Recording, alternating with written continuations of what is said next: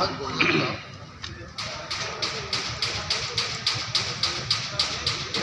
नुआपड़ू केन्द्रापड़ा पर्यटन आम घर माँ तैयारी करुवा दियणरू श्रीमंदिर सुआर मान प्रस्तुत करुवा जिनस ये कार्यक्रम परिवेशित प्रथम थर आम चेष्टा करुचु जे ये स्थान रे समस्त को पूरा ओडिशावासी खाद्य जो अच्छी तार स्वाद भी अच्छी खाद्य जदि अच्छी तार गोटे बासना भी अच्छी ये उभय ये मिले आमको आमर जो गोटे इमेज बाहर अच्छी साधारण लोक साधारण पिलांक ठारू आरंभ करी माँ पर्यंत एवं सेफ जोटा आजिकल रोषैया को आम सेफ बोली कहूँ पर्यंत अनेक कथा कंपिटिशन आ शिखार कथा से रही सब आयोजन विभिन्न प्रकार कार्यक्रम सारा चलो 10टा ରୁ 11टा ରୁ आरंभ हम रात 10टा पर्यंत चलो समय जो प्रतियोगिता गुड़िक हम भिन्न भिन्न प्रकार एथेर गोटे आम सिम्पोजियम भी हम आलोचना चक्र भी हम खाद्यर विभिन्न दिग उपर खाद्य स्वास्थ्य उपरे खाद्य वर्तमान केमिति आमर खाद्य आंतर्जातिक स्तर को पहुँचब केमती पैकेज जीव ये सब विभिन्न विषय बाबद जोटा कि सबुदिन आम जोटा करवा आपको करवा आपन को मोर गोटे निवेदन आपण आसबे बुलवे जहाँ जहाँ भल जिन आपको लगे देखिए एवं ताकू आपण मीडिया रे बयान करेंगे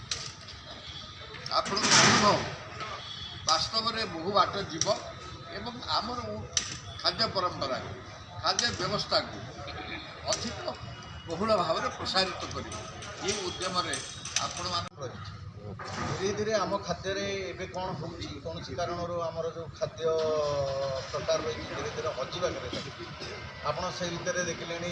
बहुत गुड़े अखाद्य प्रवेश करुच्ची बाहर आसी आपड़ चाउमिन कहींपारे जमी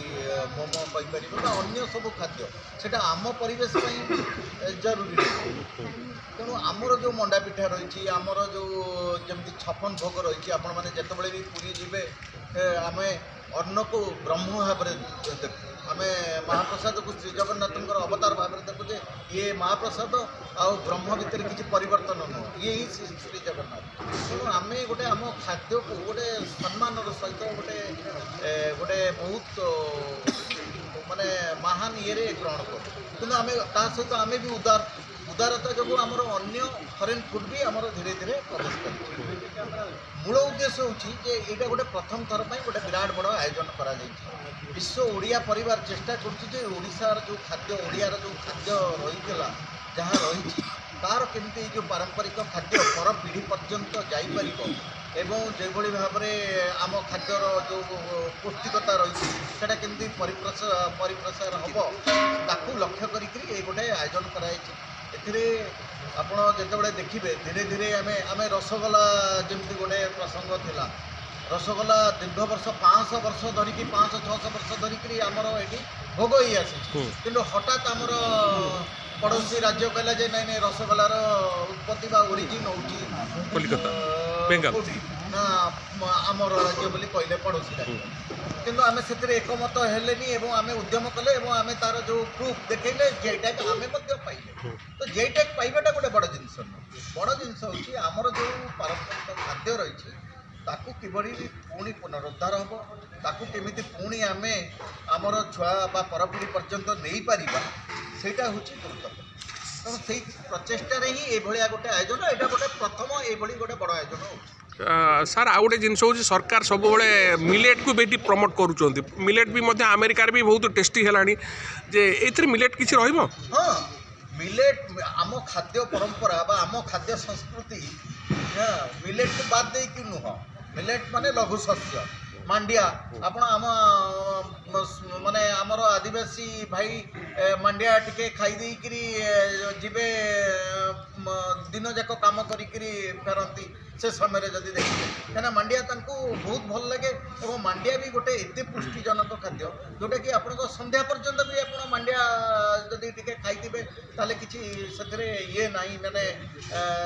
ସ୍ଲୋଲି ହଜମ ହେବ କିନ୍ତୁ ଦେହ ପାଇଁ ଭଲ। ତେଣୁ ମାଣ୍ଡିଆଟା ଗୋଟେ ସମୟରେ କ'ଣ ହେଉଥିଲା ଯେ ମିଲେଟ୍ ଆମର ନେଗ୍ଲେକ୍ଟେଡ୍ ଫୁଡ୍ ଥିଲା ମାଣ୍ଡିଆ ଏବେ କିନ୍ତୁ ସେଇଟା ନୁହଁ ଏବେ ସେଇଟା